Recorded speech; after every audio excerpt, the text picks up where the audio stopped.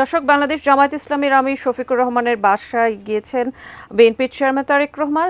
আজ রোববার সন্ধ্যা 7:10 বিএনপির চেয়ারম্যান রাজধানীর বসুন্ধরা আবাসিক এলাকায় জামায়াতের আমিরের বাসায় প্রবেশ করেন।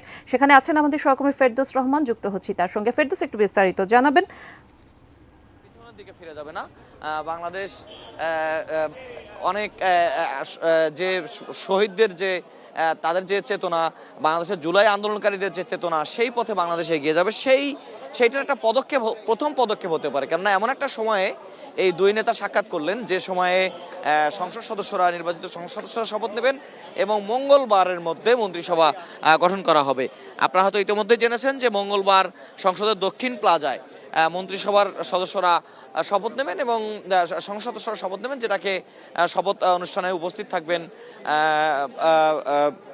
প্রধান নির্বাচন কমিশনার। তিনি সংসদ সদস্যদের তিনি শপথ বাক্য পড়াবেন, আর থাকবেন রাষ্ট্রপতি, মহামান্য রাষ্ট্রপতি, যিনি শপথ বাক্য পাঠ করানোর কথা আছে মন্ত্রিসভার। কোনোটাই বিষয়টি এখনো পর্যন্ত চূড়ান্ত নয়। তারপরও সেই অবস্থার মধ্যে সম্ভাব্য বিরোধী দলীয় নেতা এবং সম্ভাব্য সরকার প্রধান সাক্ষাৎ করলো, এটা রাজনীতিতে অবশ্যই একটা ইতিবাচক বার্তা দিচ্ছে।